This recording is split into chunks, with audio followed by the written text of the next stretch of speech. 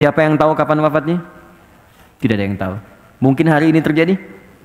Mungkin. Kenapa ringan sekali lisannya mengatakan itu? Yang paling indah, ketika kita sujud, disitulah maut menjemput. Itu yang paling indah. Maka kata Allah, kita nggak tahu kapan kita wafat, maka bayangkan saat sholat, mungkin itu sholat terakhir yang kita lakukan sebelum kita wafat. Dan biasanya, maaf ya, orang-orang soleh itu sebelum meninggal, itu suka dikasih petunjuk oleh Allah. Kullu nafsin dha'iqatul maut. Setiap orang wafat akan merasakan maut. Tapi tidak setiap yang merasakan maut punya persiapan untuk menghadapi maut. Saya bagi yang terakhir kisahnya. Saya kedatangan tamunya, namanya Pak Maliki. Beliau punya istri sangat soleha, Masya Allah. Dan saya sangat menyayangi keluarga ini. Tinggal di daerah, sekarang jadi petani. Tadinya guru, Bu. Punya anak di kampus. Anaknya memutuskan untuk berhenti kuliah. Untuk berbakti pada ibunya. Ibunya kena diabetes. Dan sudah berpengaruh pada organ. Jadi mata udah nggak bisa melihat jelas. Telinga sudah tidak bisa mendengar dengan baik. Dan gigi sudah mulai copot ya. Satu. Anaknya merasa kalau saya kuliah, ini biayanya akan ketarik ke kuliah. Maka anaknya memutuskan berhenti untuk berkhidmat kepada ibunya dan agar fokus biaya untuk pengobatan ibunya. Dan hanya berpikir, ini ibu sudah melahirkan saya, mengandung saya, maka ini saatnya saya berbakti kepada orang tua. Ini keluarga sangat soleh. Tapi Ibu Maliki ini kisah nyata, dan saya pernah bertemu keluarga ini. Dan baru beberapa pekan lalu, suami ini datang ke Bekasi dan menginap ikut kajian.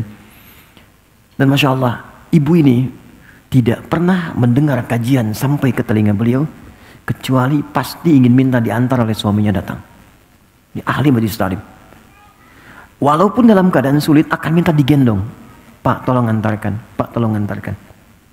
Antar pakai motor dan sebagainya. Tapi apa yang terjadi? Senin saya ditelepon, saya masih ingat dulu saya pulang dari Tripoli, ditelepon sore-sore. Tiba-tiba sembuh. Sembuh teman-teman. Jadi Masya Allah, dan dalam sembuhnya beliau datang ke kamarnya. Ini kisah nyata. Dia beliau dibuka lemarinya, terus cari pakaian paling bagus. Dipakai oleh beliau dandan gitu. Udah gitu masuk ke ruangan tengah, dipanggil anak-anaknya dengan suaminya. Pas sini, nak sini datang gitu kan. Masih kaget, gak bisa tanya, kok bisa seketika gitu. Sehat, sembuh, datang. Terus minta bikinkan susu katanya. Dibuatkan susu. Dibikinkan duduk semua, tengah, duduk. Kemudian minta pada anaknya untuk dibacakan Al-Quran. Nak coba baca Quran deh. Anaknya baca. Allahu Akbar, saat baca, semua masih heran, masih menikmati bacaan. Tiba-tiba, tangan yang menggenggam anak dan suami itu menjadi kaku.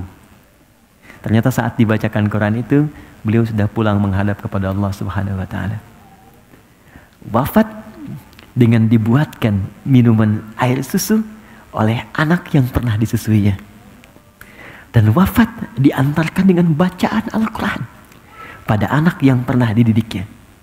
Dan wafat dalam keadaan mengenakan pakaian terbaiknya yang paling halal yang ia miliki untuk menghadap Allah Subhanahu wa Ta'ala.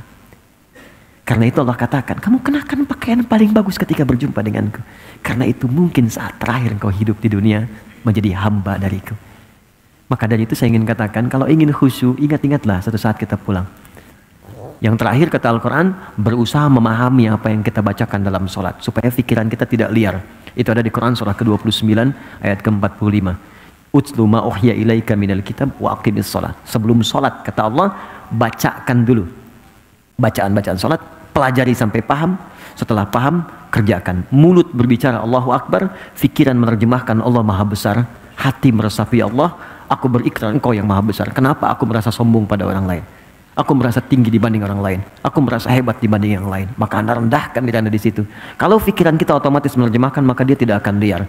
Tidak akan terjadi lisan Allahu Akbar, pikiran mencari kunci, pikiran membalas WA dan sebagainya. Mustahil. Karena semua terfokus untuk menghadirkan keagungan Allah Subhanahu wa Ta'ala. Saya kira itu yang terbaik yang bisa saya sampaikan. Teman-teman, kita